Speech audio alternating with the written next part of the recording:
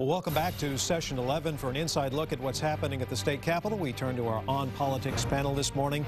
Paul Burka writes for Texas Monthly and also brings us an in-depth view of politics with his online Burka blog. And Craig Bushon is host of the Craig Bushon Show on Austin's Talk Radio 1370 AM. And our Josh Hinkle also joins the panel to field your online questions this morning.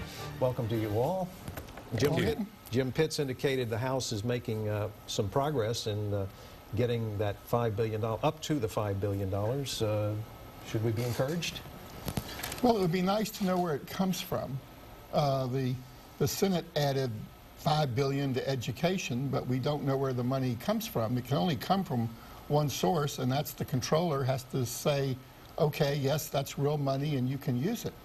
And so far, there's been some non-tax revenue. They talked about selling parking lots, and they've actually voted to do away with the tobacco trusts that the medical schools had. But in general, there's I don't know where that $5 billion comes from. It seems to me to be tooth fairy money. He seems to be holding the line, no new taxes. Well, it's true. I think people are stressed enough right now to think about having more money coming out of their pocket. That's a huge issue. I think the state of Texas right now is doing their version of a garage sale. They want to figure out what can we go through. We've got to sift through the garage. We've got to sift through the backyard. What can we sell? What's worth something? I mean, it's difficult times right now, but raising taxes is a negative, in my opinion, to grow the economy. You know, people here on chat today are saying that it's a save the world budget, I guess. And I guess when we're talking about this extra money, we're running out of time. Are they going to be able to find this kind of thing in, you know, the last month that's left? Well, go ahead. Again, the only way they can find the money is if the comptroller is willing to say, you can use this money for the budget. And that to me is the problem, because in general they've had more sales tax revenue, and that's been good news, but that's about it. And then there are more rigs in operation, so you know, we may be getting that money would go into the rainy day fund, but other than that, you just can't.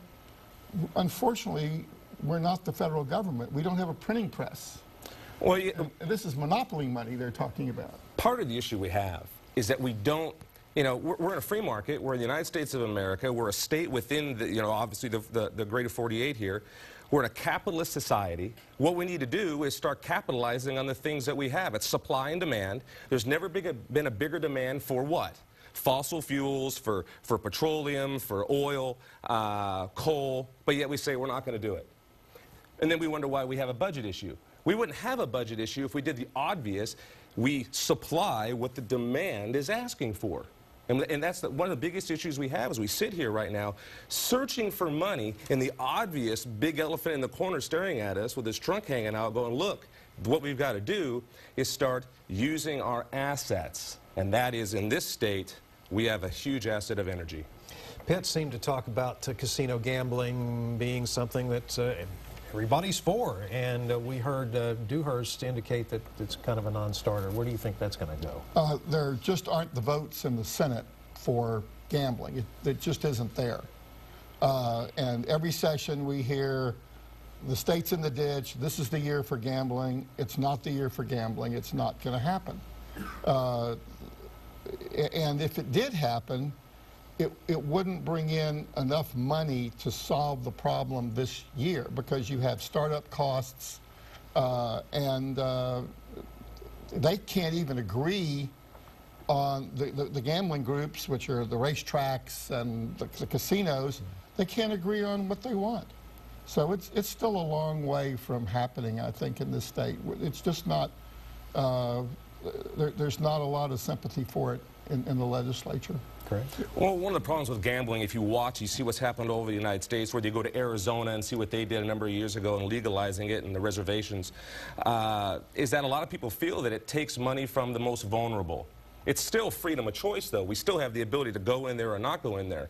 I think one of the ways to make it happen is to make there be a bar where, you know, you don't have nickel machines, maybe even dime machines. You raise that bar up so the people who go in there are people who have more money, I guess. I mean, there's got to be a way to work it out. There's a huge amount of money there, but it's also kind of that sin tax that a lot of people just don't want to get involved in it. They think that it can ruin neighborhoods and ruin communities and families. So that's a tug of war. One of the things people are talking about here is we're focusing so much time on the budget. What about redistricting? That's a big issue, but it seems like it hasn't been talked about as much. Not everyone wants you to talk about it. Well, I was in the House on the day that they made the announcement that members, you might want to pay attention to this next announcement, something you might be interested in. And there's always this buzz of conversation that goes on in the House. But this time, there was instant quiet, just silence. So, yes, they're looking at it. Harris County, there are people who are aggrieved about Harris County because Harris County qualified for 24.4 seats mathematically.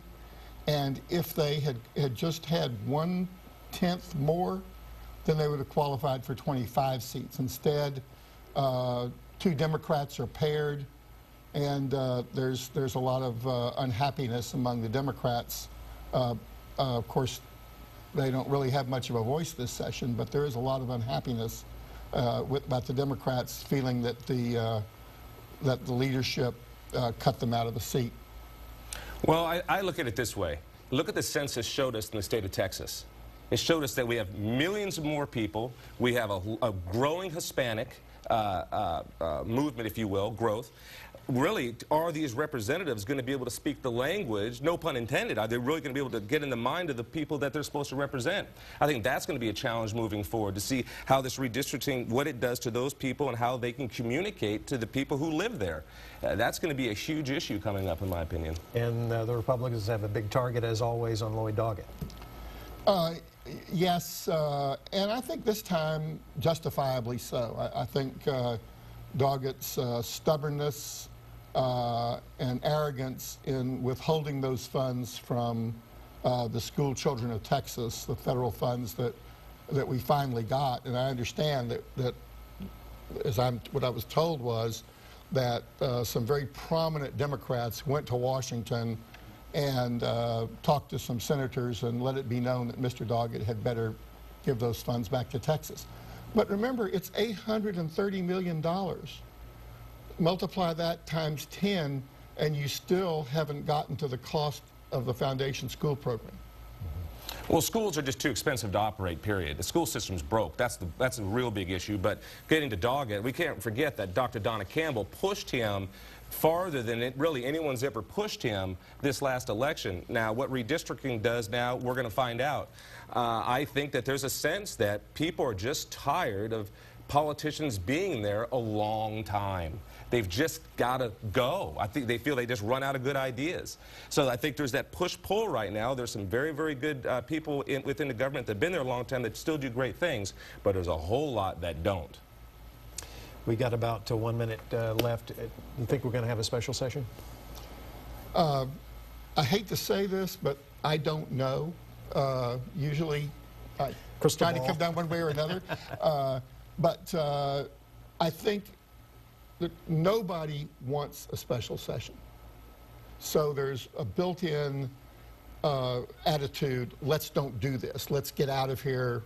Let's be able to have our lives and back and have a summer. But that said, the Senate and the House are so far apart that it may be very difficult to get this done by May 30th. 10 seconds. I think that, I don't care how long we have to be there, we got to get it right, period. Amen to that. I think everyone's on the page with that one. Thank you both, Craig and Paul, for being with us this morning. We're back with more Session 11 right after this.